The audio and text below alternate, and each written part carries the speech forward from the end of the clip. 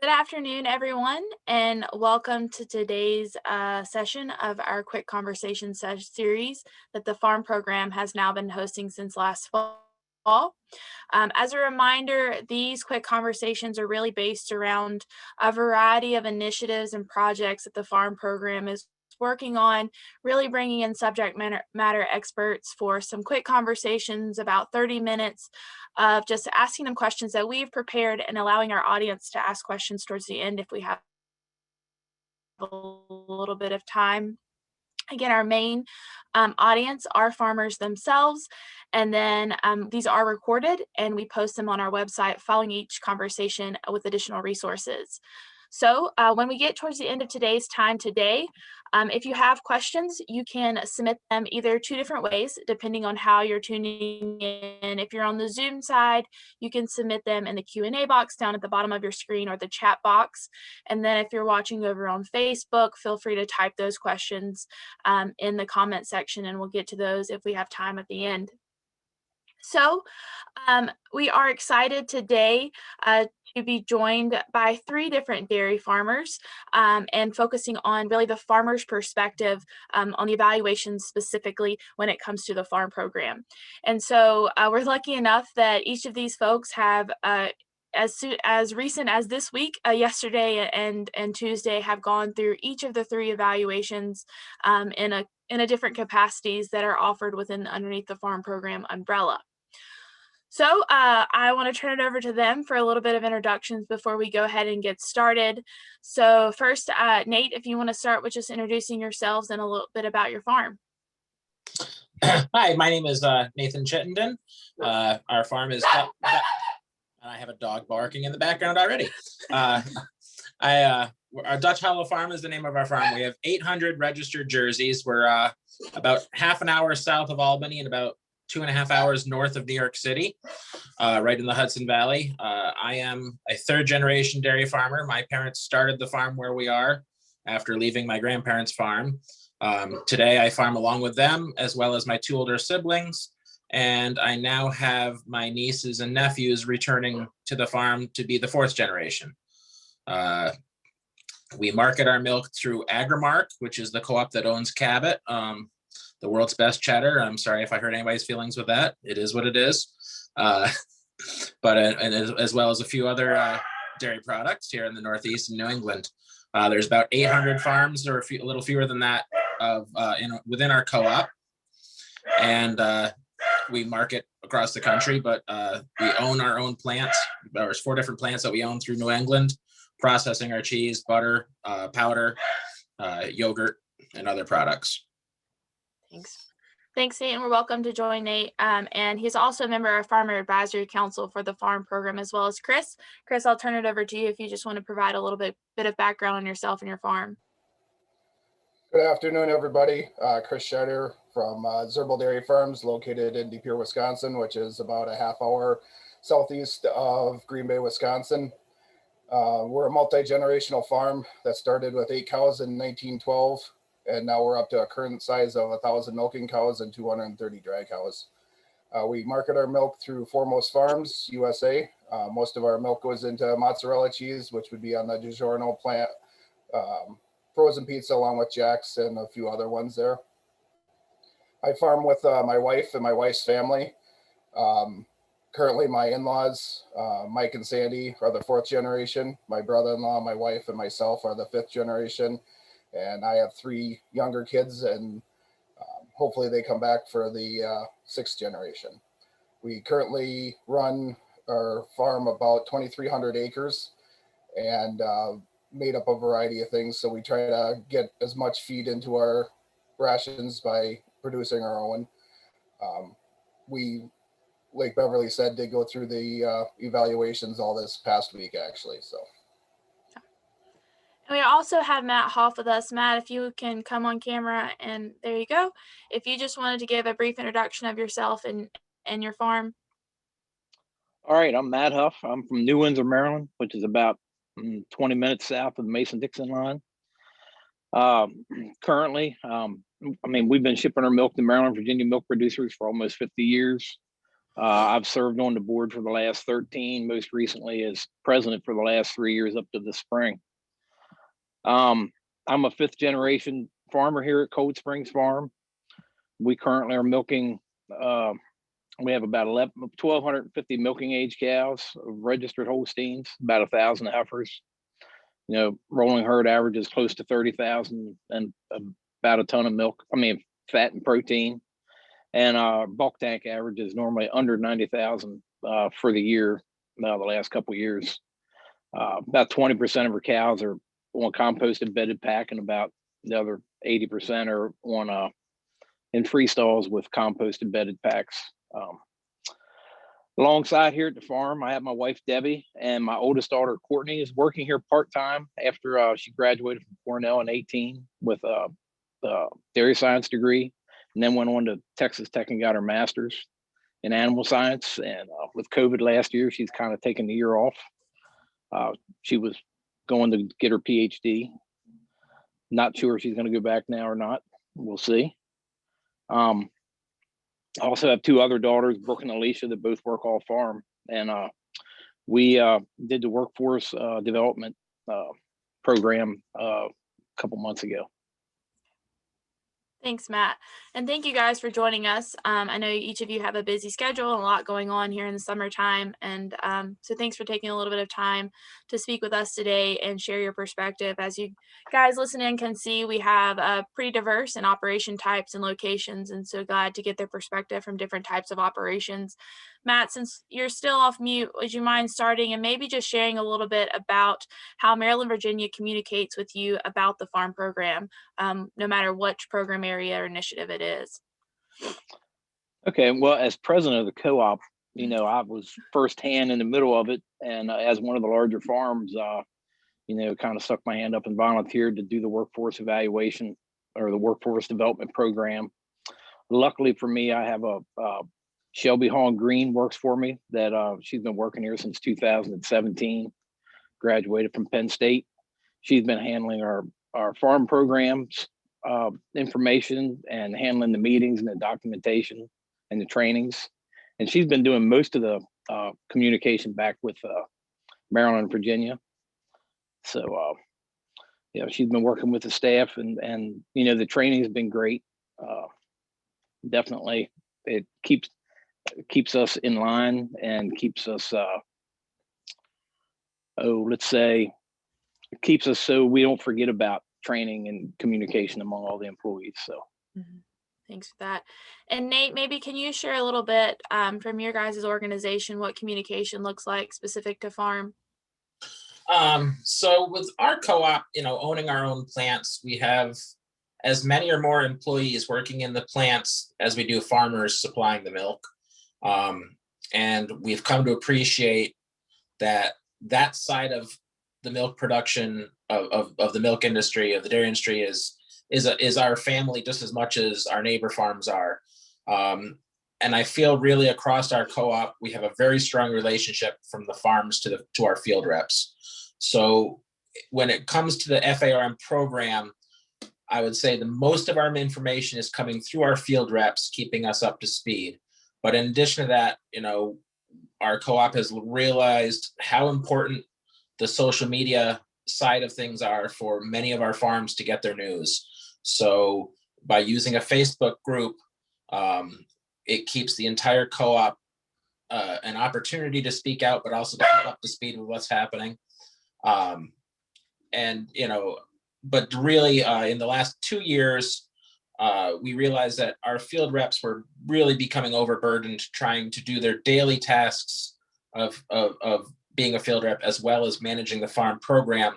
So we've adapted. So some of our field reps have transitioned to just doing the farm animal care or workforce development evaluations. So they kind of have a bigger area to cover, but they're specialized in doing that. And I think that allows them to become more specialized, but also to be more of an advocate, hopefully having a relationship with the farm that is not adversarial, that they are there to help the farm meet the standards of the FRM program. At the end of the day, Our co-op knows that every person is valuable and is important to the future of our co-op, whether they're a farmer or whether they're part of the staff. Okay. And Kris, since you've just completed the whole suite of evaluations, can you speak a little bit to how you go about preparing for the evaluations, leading up into the time that the evaluator is actually on the farm? Yeah, so we just got done going through all of ours. What Foremost has done and provided for us is a kind of like a quick sheet of areas that, hey, these are the questions that we need. I don't want to even say answers, but just need some, I guess answers is kind of the best way to put it, of just different areas that may not be readily available that you have to go find. I mean, I just got done going through the ES side of it, and three of the questions were the total usage for 2020 on electricity, diesel fuel, gasoline, and propane. I know what they kind of are, but I'd actually have to go look. So those were the ones that were probably the hardest ones to find. But then after that, everything else is, on a daily basis. Your cows' rations. What you're producing per cow per day. What fields are no-till fields, are corn, beans, all that, and it works really well with that. I don't want to say it's kind of a cheat sheet that Foremost provided for us, just kind of break it down a little bit. And then as you're going through the evaluation, it just makes it a lot easier. I guess really the first time, because this is our second time doing it. So, to get that baseline from the very first time. And I remember the first time I did it was, hey, I was nervous. Which questions are they going to ask? And is it right, wrong, or the other? Well, no, there is no wrong answer. There's just, what are you doing? And it gives you a baseline. What is your farm doing? And everything like that. So now going through the second one, from 2017 to 2020, our energy usage did go up because we added tunnel vent in 2018, but everything else went down. So we're kind of still at an equal all the way through. So there's no wrong answer. It's real easy to go through and real simple. Just takes a little bit of time, but most of it you could do probably within 2 hours over winter. And it's, just cluck it off a little bit by a little bit. And then as soon as the evaluator gets here, I think we were done in 2 hours with all 3 programs yesterday. Great. And that's a good point to bring out, in terms of the environmental stewardship evaluation, there is no right or wrong answer, just what you're doing and benchmarking that progress. Nate, is there anything you would add on the animal care side as far as preparation? So I think it's important that we don't recreate the wheel, and our team, our FARM team, has done an amazing job of putting together templates, everything on the farm website. That's where I go right off the bat. If I have any questions or things that I'm not sure of getting ready, I go to the farm website, and there's the 4.0 evaluator prep guide, and you open that up and you've got one page right there that has bullet points of every single thing that you should have detailed for your upcoming evaluation. It's not just for preparing evaluators, it's just as useful for us as farmers. So that's where you go. And a lot of times there's some templates there that can help somebody that doesn't really know where to start, kind of a fill in the blank kind of thing to flesh it out, because we have to remember that, every farm in the country is following these standards to make sure that we're doing the right thing on our farms, but we're extremely diverse in how our farms are made up. I don't think our nation ever wants to be a cookie cutter dairy industry. We want to celebrate every size, scale, and scope of farm in this country. So to make a template that fits everybody is extremely challenging. So I commend our team for doing what they have to give everybody a starting point to customize it to fit their farm. Thanks, Nate. And, Matt, was there anything you would add on the workforce development side as far as anything in addition to the resources that Nate and Kris talked about on the workforce development side to add to prep? No, I mean, really, it does take some time because of the training side and you also, before you had to do some training for all your guys. Well, now you have to do it for family members also that work on the farm, more continuing education. And really that that makes you not let things slip through the cracks. So you work on it all the time and not wait till they call up all the time and say, hey, we're coming out to do your evaluation tomorrow. You need to get stuff ready. So we try to keep it all done every 6 months or so. So Matt, while you're off mute, when it comes to actually when the evaluator's on the farm, I know a lot of folks, as they've just started hearing about, a lot of farmers particularly have just started hearing about the workforce development evaluation, or that their co-op or processor has opted into participating, or curious about what that process is like. So in terms of the evaluator actually being on the farm, what was that evaluation like? If you can relate it to the animal care one, I think that would be helpful as well. Yeah. Well, really, when you look at the whole program, you spend some time, you walk around different groups, and they kind of, score cows and do the whole 9 yards, checking on things. And, really, when it comes to the workforce development side, really, it's kind of, a lot of checking the boxes, kind of going through your book, and making sure you have everything organized well. And it's good to just keep a good binder with, all your new hires and everything in there, and just make sure you keep it up to date all the time. It really has been, it's a couple hours for us, because we're kind of spread out a little bit at for winter cow side, so it's not that bad. Okay. Similar to that, Kris, most producers at this point have gone through an animal care evaluation. And so if they're now moving to the environmental stewardship side, question how it could be the same thing. What is an evaluation like? What are they looking at on the farm for that long? So how is an ES evaluation different than animal care? It's really not any different. Most of it's actually done prep work for your acreage and planting situation, manure management. There's not much there. We are a little bit different, where we do separated solids and put them back into our beds. So that actually decreased our score, but it's the same walkthrough. We're walking through the cows. She's looking at whoever it is walking through and looking at the barn types, looking at bedding and stuff like that. It's exactly the same process. Probably we spend 45 minutes of actual just back and forth book work. That's probably different than the animal care side of it, where you're not really physically looking at land or physically looking at this piece here, there. I mean, that would take all day, but that's kind of what it does on the ES side. Yeah, I think it's a great point. A lot of times we say it's more of the data entry on the environmental stewardship side versus the animal care, which is a lot more focused on observing protocols and practices in those cows and facilities. Nate, once an evaluation is completed, and I think it's been talked about a few times that there are not necessarily any wrong answers. We're just looking for opportunities for improvement here.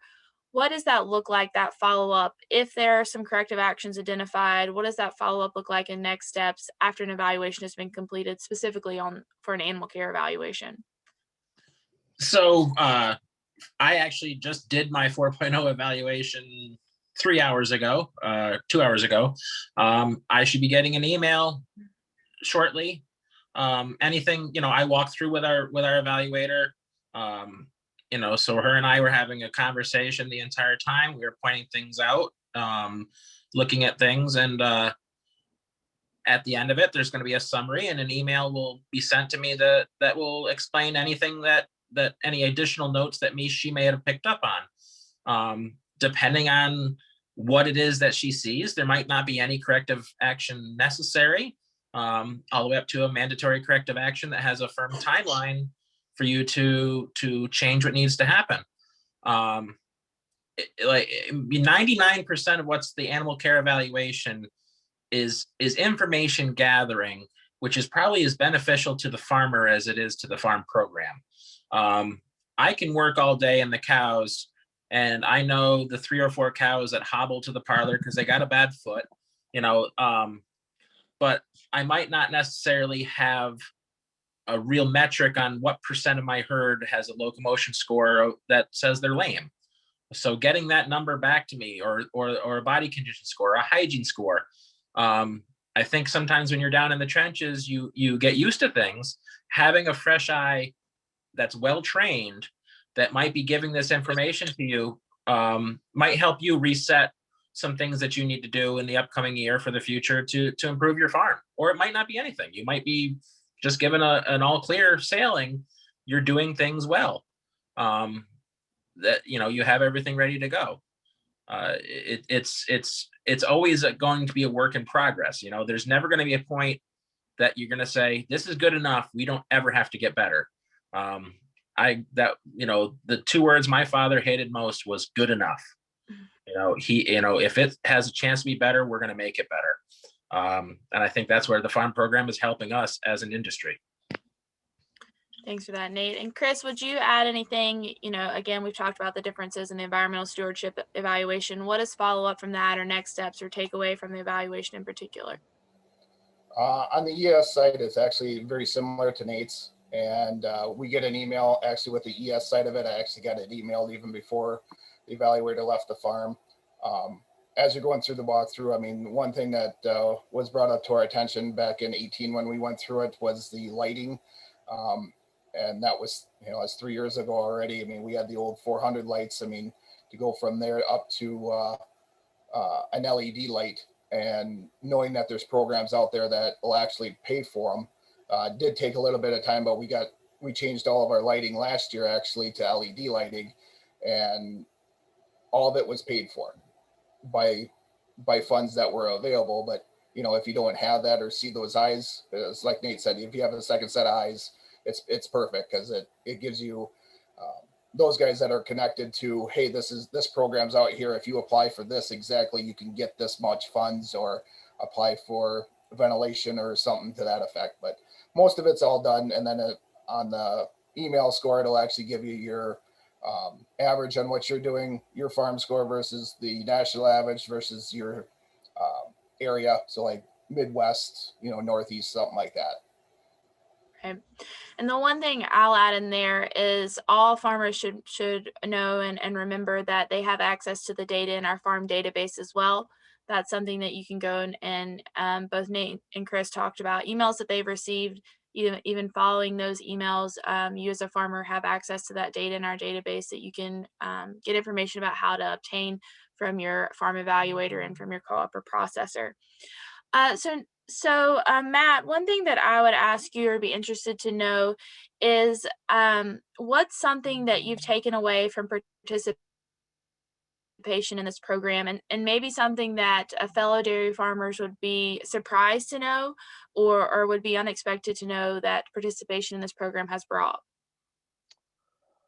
Well, here, I mean, we have 24 full-time employees, and we do a lot of our own maintenance work and everything else. So we have a pretty diverse crowd, and just being able to get everybody to sit down, and we normally do it, break it up a little bit, but the meetings among employees and the back and forth, and really, and for me, I have someone, Shelby's in charge of the farm program, and she's very honest and open, and she keeps me aware of any problems that maybe you normally would let slip through the cracks with certain employees, and makes you more accountable. I think if you have that ability to have someone else keep on top of it, it really frees up the owner manager a lot to and keep someone there at the farm to keep you accountable every day.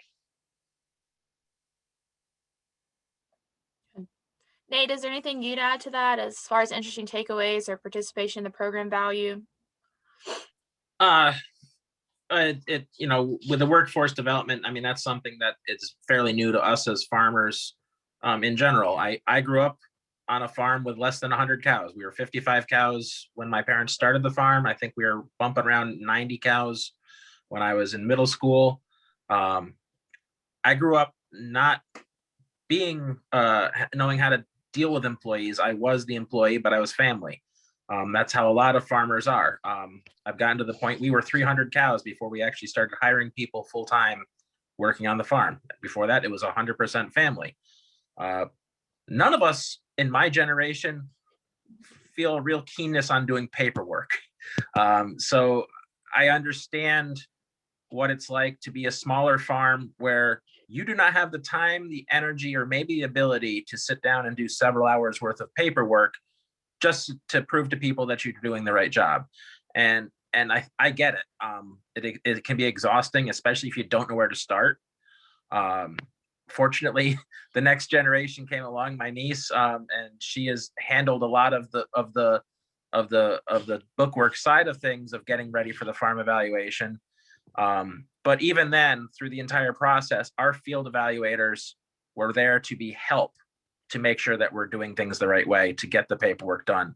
And I know within our co-op, our field evaluators on the smaller farms are going to sit right down and help draw up those written herd health plans, those written farm the paperwork side that a lot of us dread.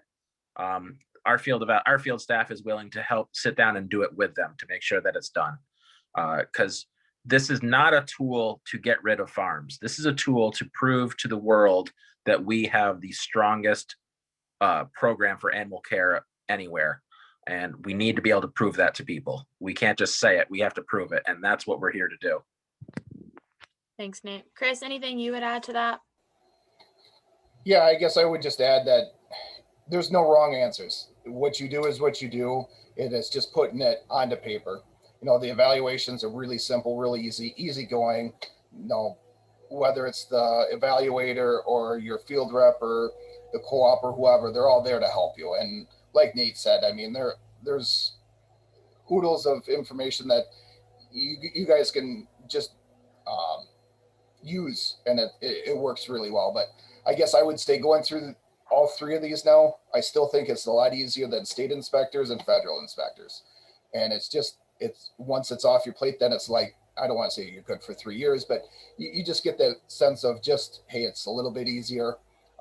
And like Nate said, we're kind of in that middle-sized farm too, where I don't have oodles of time to sit down and do paperwork, but I still do it. And I know I give credit to my wife that she's done a lot with the employees to get them all up to speed with everything and on the workforce development side of it. So it's really, really easy is what I'll say. And don't be afraid. Thanks for that. We do have 2 minutes to be exact left. So if there's anybody listening in that would like to send in a few questions, I have a few more to ask, but if there's any additional ones, please feel free to send those in as well.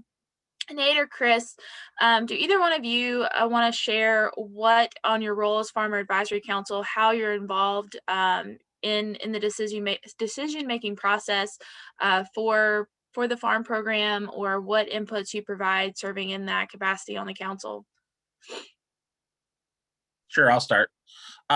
So by being on the Farmer Advisory Council, and the last 18 months has been a challenge with COVID, we have not been able to meet in person probably as much as the team has foreseen.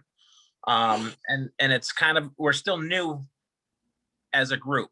But we're getting monthly updates from the team on what's going on, opportunities to be speaking in public to farmer groups to help get the word out, putting our faces out there as a bridge between the farm staff and the farmers, kind of as a middle ground to help maybe some farmers that are having some trouble or understanding what's going on or hear things, to help kind of bridge the communication. We're also, both of us, I believe, are on the Animal Task Force, which will be doing the process of writing that next 5.0 evaluation, which is, it's happening. We're working on where does the bar get raised a little more from 4.0 to 5.0? Where do the changes need to be made? What didn't work? What did work? It was extremely educational for me last 2 summers ago, before 4.0 rolled out, to be able to go down to with the task force and to kind of do a mock walkthrough on the university's herd and really get to understand what an evaluator was going to be doing. It gave me a chance to look at it from the other side, not from the farmer, but from the evaluator, what we're looking for and why we're doing it. Kris, anything additional you'd like to add to that? Nate No, did a good job summarizing. Nate pretty much summarized it.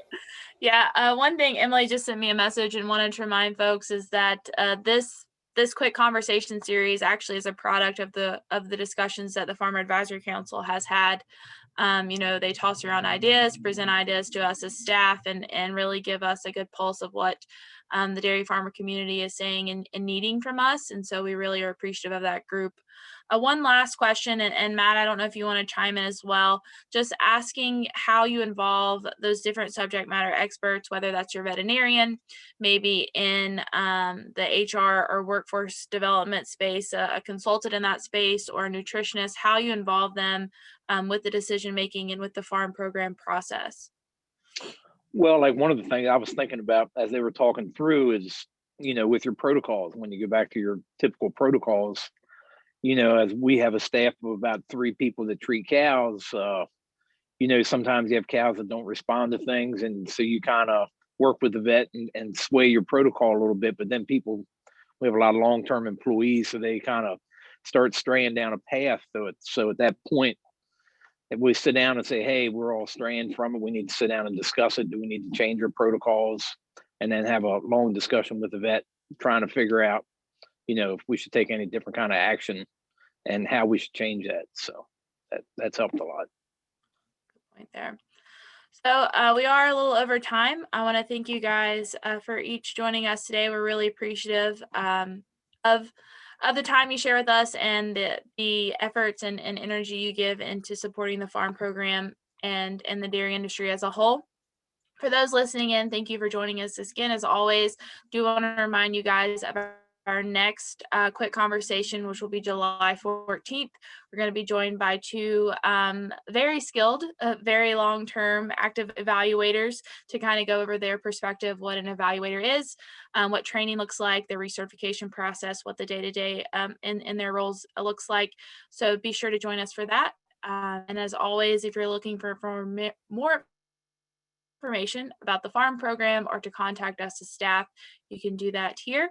But thank you all for joining us, and everyone have a great day.